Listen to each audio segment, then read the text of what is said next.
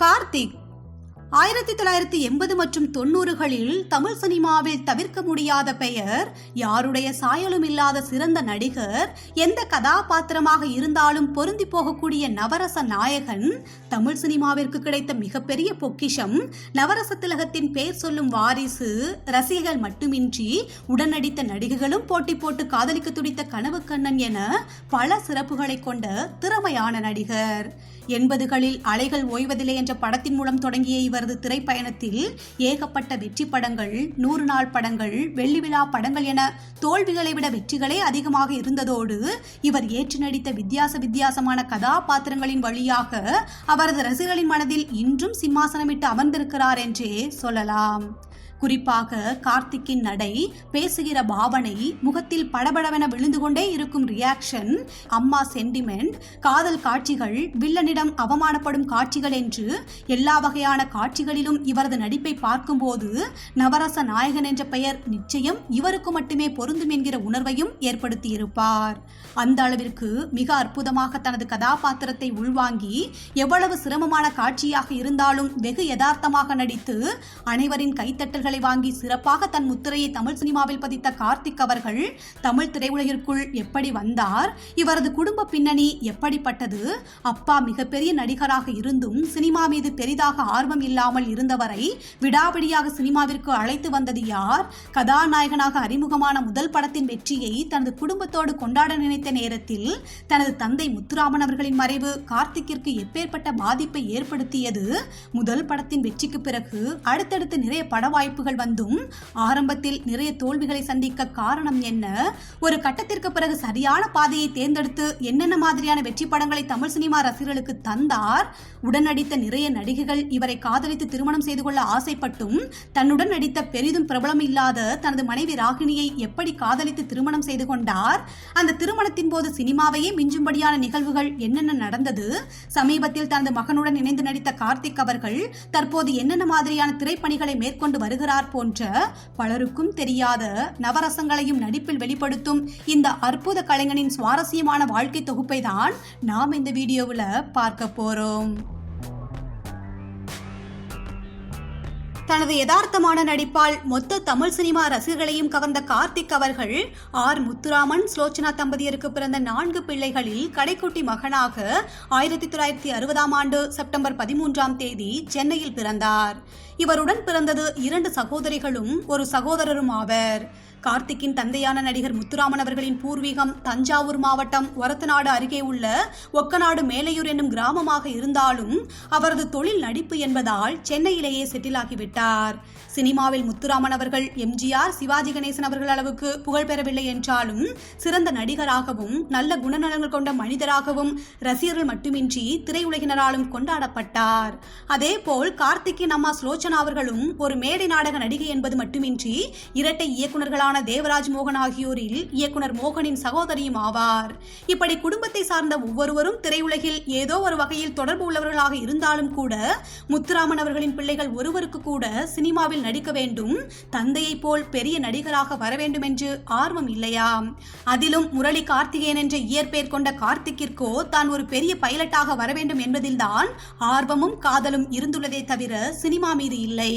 இதனால் சிறு வயதிலிருந்தே படிப்பில் கொஞ்சம் சுட்டியாகவே இருந்தவர் பள்ளி படிப்பை முடித்ததும் சென்னை ராயப்பேட்டையில் உள்ள நியூ காலேஜில் சேர்ந்து தனது பட்டப்படிப்பையும் முடித்துள்ளார்.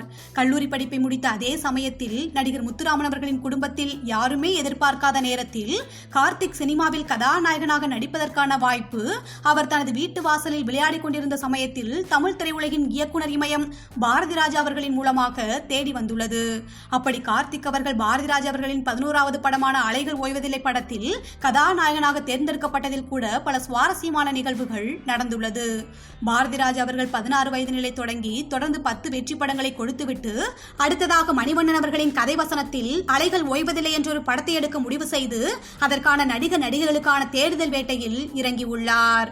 ஓரளவு துணை கதாபாத்திரங்கள் அனைத்திற்கும் நடிகைகள் தேர்வான பிறகு கடைசியாக படத்திற்கு முக்கிய கதாபாத்திரங்களான ஹீரோயினாக யாரை போடலாம் என்று தேடும் பொழுது படத்தின் கதாநாயகியாக நடிகை அம்பிகாவின் தங்கையான ராதாவை பற்றி கேள்விப்பட்டு அவரை நேரில் பார்த்து ஓகே செய்துள்ளார் பாரதி ராஜா.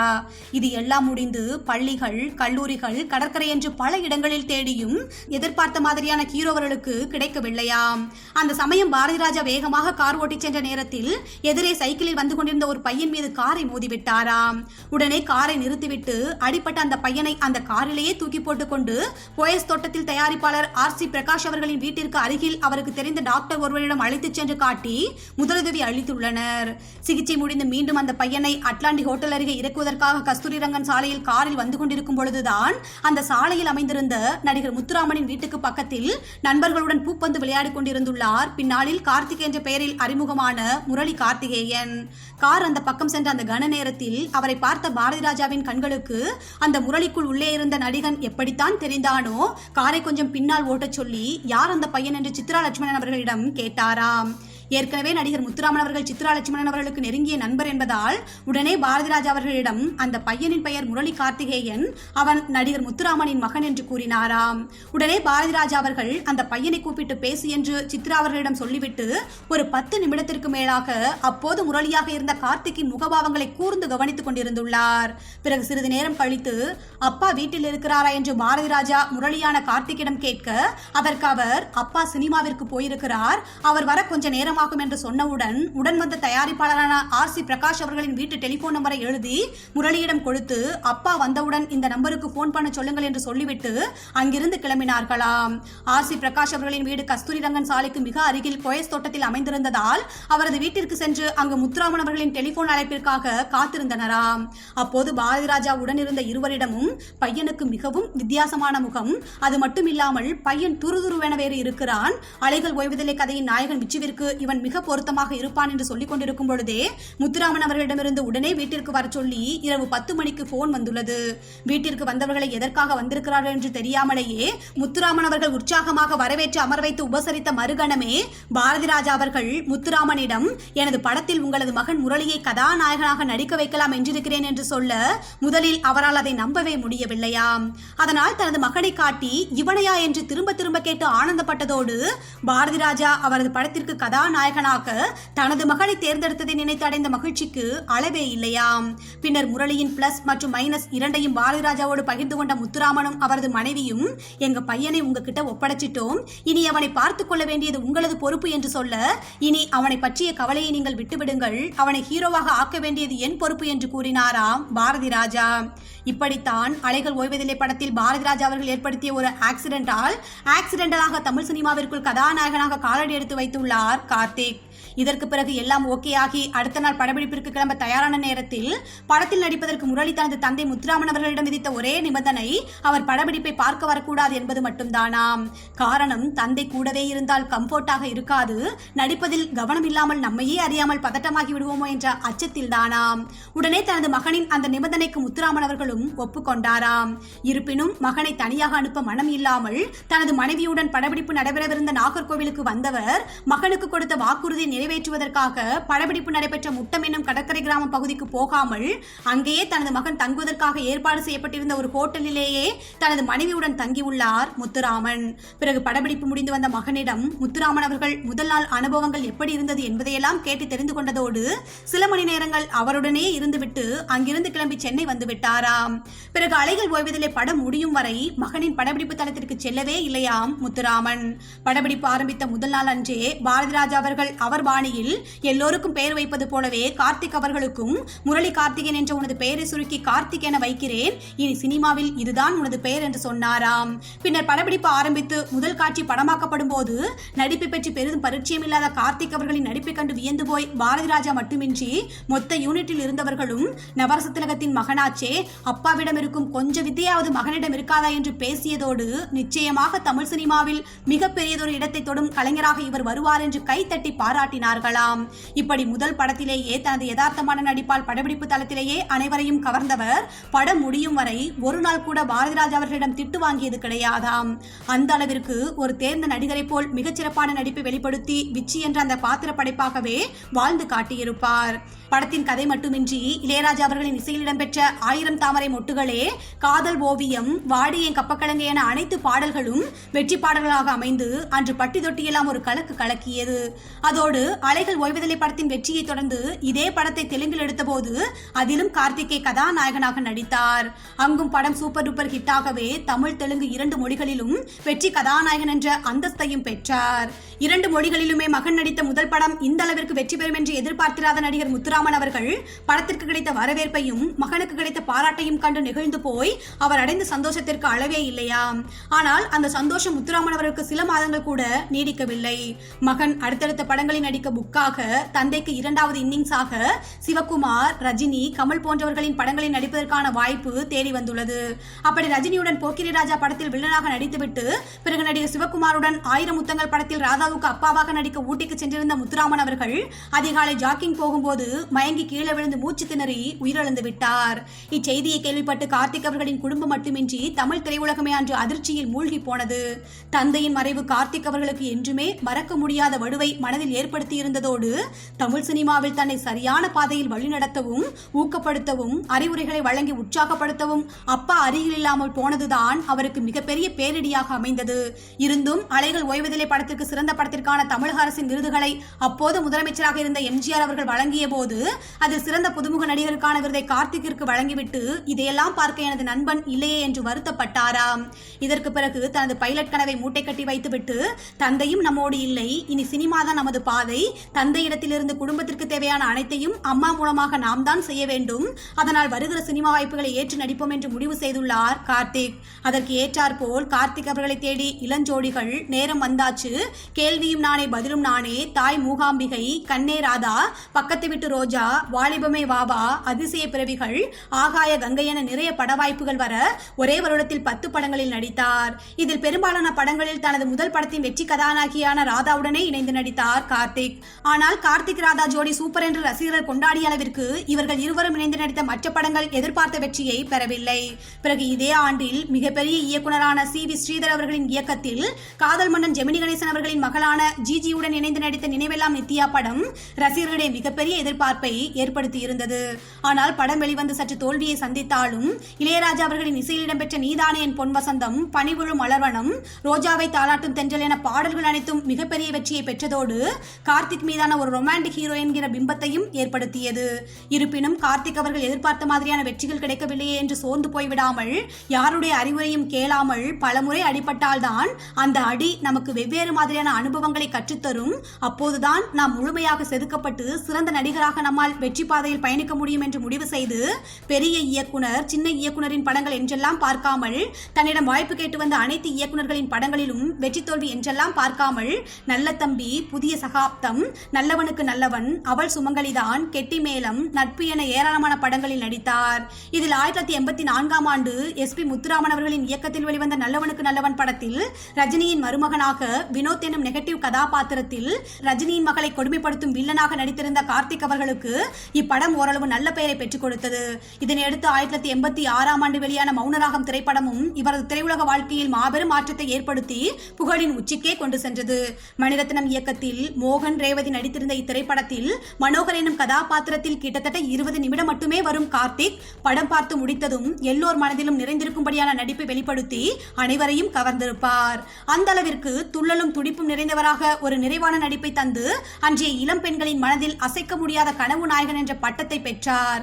அதிலும் படத்தில் வரும் சந்திரமௌலி, மிஸ்டர் சந்திரமௌலி வசனம் அப்போதைய ட்ரெண்ட் செட்டாகவும் மாறியிருந்தது. அந்த அளவிற்கு பேரையும் புகழையும் வாங்கி தந்த மௌனராகம் படத்திற்கு பிறகு திரைப்படக் கல்லூரி மாணவர்கள் அனைவரும் ஒன்றிணைந்து ஆபாவாணன் அவர்களின் தலைமையில் எடுத்த முதல் படமான ஊமை விழிகள் திரைப்படத்தில் தனது ஹீரோவுக்கான அந்தஸ்தையும் பார்க்காது மல்டி ஹீரோ சப்ஜெக்டான அதில் ஒருவராக நடித்திருந்தார். இதனையடுத்து 80களின் இறுதியில் இவர் தாடியுடன் நடித்தால் படம் நிச்சயம் வெற்றி பெறும் என்ற சென்டிமெண்ட் பரவிய போது சினம் கொண்ட இளைஞனாக இவர் நடித்த இதய தாமரை, உரிமை கீதம், காளிச்சரண், அக்னி நட்சத்திரம், வருஷம் 16 போன்ற படங்கள் இன்றளவும் கார்த்திக்கின் யதார்த்தமான நடிப்பினை நினைவுபடுத்தி சிலாகிக்கும் படங்களாகவே இருந்து வருகிறது.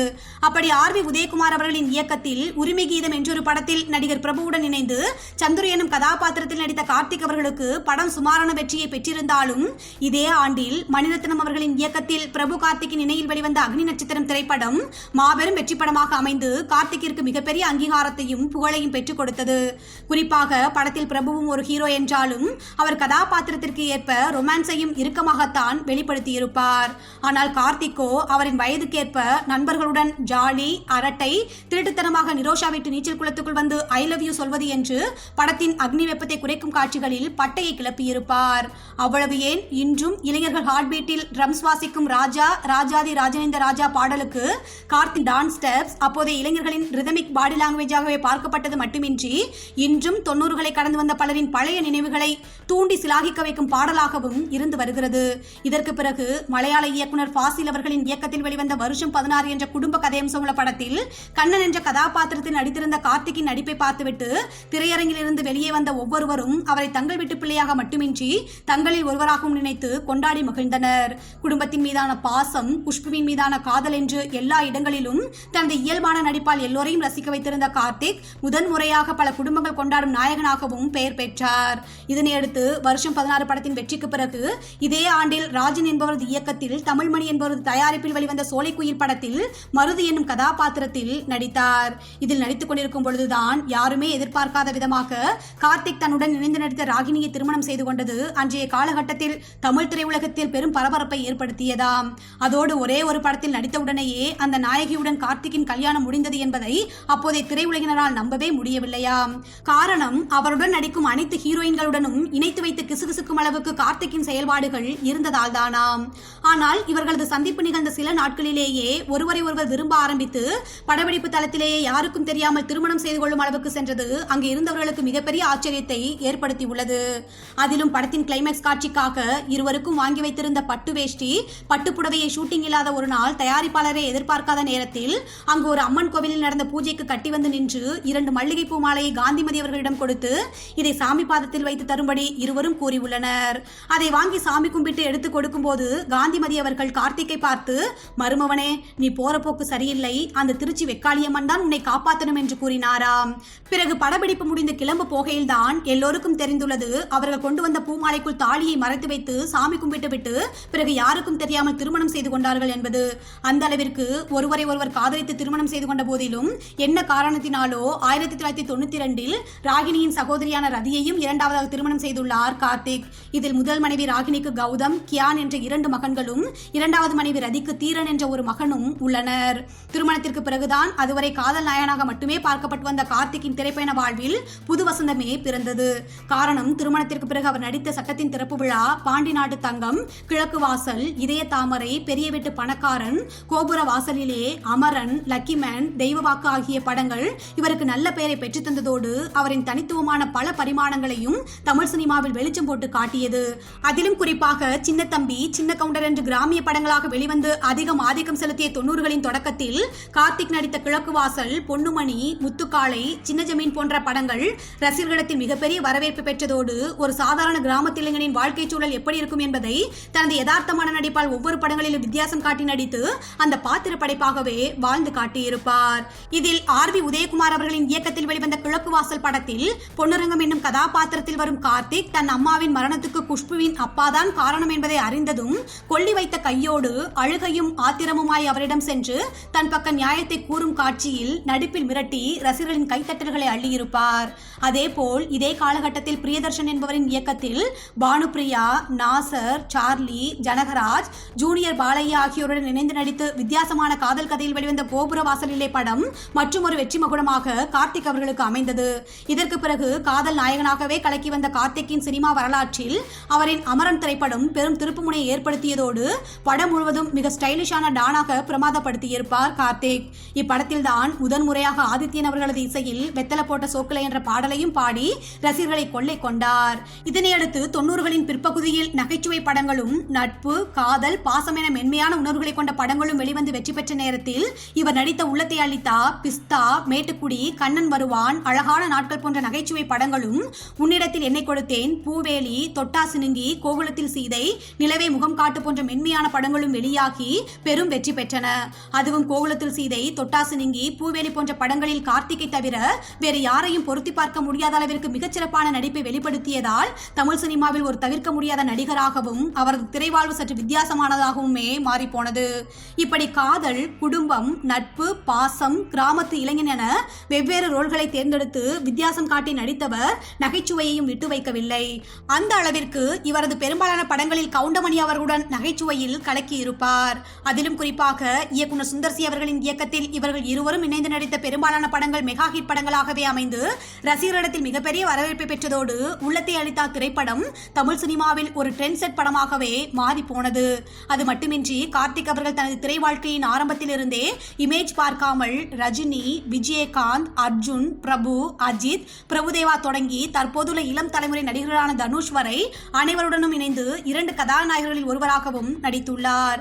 அதேபோல் கார்த்திக் அவர்கள் தன்னுடன் நடித்த பல நடிகர்களுடன் எந்தவித பகைமையும் கொள்ளாது சிறந்த நட்பை பேணும் விதத்தை பார்த்து அவர்களால் பாராட்டப்பட்ட இவர் தன்னுடன் நடித்த சுஹாசினி, குஷ்பு, ரேவதி போன்ற நடிகையராலும் சிறந்த நண்பர் என பாராட்டப்பட்டதோடு தனது வீட்டு வரவேற்பறையில் இருக்கும் ஒரே சினிமாக்காரரின் புகைப்படம் என்றால் அது கார்த்திக்கின் புகைப்படம் மட்டும்தான் என்று ஒருமுறை குஷ்பு அவர்களே தெரிவித்துள்ளார்.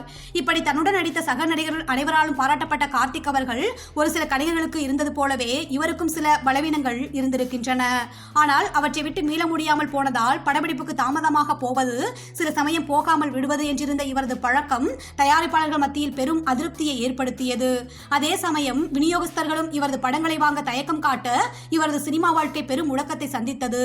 பின்னர் நடிகர் விஜயகாந்த் நடிகர் சங்க தலைவராக இருந்தபோது கொடுத்த ஆதரவினால் இவர் ஓரளவு மீண்டு வந்தாலும் அது கண்கெட்ட பிறகான சூரிய நமஸ்காரமாகவே அமைந்தது. ஏற்கனவே வாங்குவார் இல்லாமல் இருந்த இவரது படங்கள் தயாராக இருந்த நிலையிலும் புதிதாக படம் தயாரிக்க யாரும் முன்வரவில்லையாம். இதன் பின்னர் 2000ற்கு பிறகு 2 வருடத்திற்கு ஒரு முறை மாஞ்சாவேலு, ராவணன், புலிவேஷம், அநேகன், தானா சேர்ந்த கூட்டம் என தனக்கு முக்கியத்துவம் உள்ள கதைகளாக தேர்ந்தெடுத்து நடித்தவர் 2018ஆம் ஆண்டில் தனது மகன் கௌதமுடன் அவரது ஃபேவரைட் வசனமான மிஸ்டர் சந்திரமொழி என்ற பெயரிலேயே படம் நடித்து அனைவரையும் ரசிக்க வைத்திருந்தார். தற்போதும் தனக்கு பிடித்தமான கதைகளாக தேர்ந்தெடுத்து நடித்து வருவதோடு படம் இயக்குவதற்கான முயற்சிகளிலும் இறங்கி உள்ளாராம். இது ஒருபுறம் இருக்க, நடிப்பு என்பதை தாண்டி அரசியலிலும் ஏதாவது சாதிக்க வேண்டும் என்று நினைத்து தன் சமூகம் சார்ந்து சரணாலயம் என்ற சேவை அமைப்பினை தொடங்கிய கார்த்திக் பின்னர் அரசியலிலும் சேர்ந்து தனியாக ஒரு கட்சியையும் தொடங்கினார். ஆனால் எதிர்பார்த்த வெற்றி அதில் கிடைக்காததால் பெயரளவிலேயே தற்போது அரசியலில் பயணித்து வருகிறார். குறிப்பிட்ட ஜாதி ஓட்டை நம்பி அரசியலில் இறங்கியது, குடிக்கு அடிமையானது, இன்னும் சில சொந்த பிரச்சனைகள் என்று சில விஷயங்களில் அவர் சறுக்கியிருந்தாலும் இந்த 75 வருட தமிழ் சினிமாவின் வரலாறு கார்த்திக் இல்லாமல் முழுமை பெறாது என்னும் வகையில் நடிப்பில் தன் முத்திரையை பதிக்க செய்தது அவர் செய்த மாபெரும் சாதனை. தற்போது நிஜ கார்த்திக்கிற்கு வயசாகி இருக்கலாம், ஆனால் மௌன ராகம், கோபுர வாசலிலே கார்த்திக் போட்டியே இல்லாமல் இன்னமும் செல்லுலாய்ட்டில் இளமையோடுதான் இருக்கிறார்.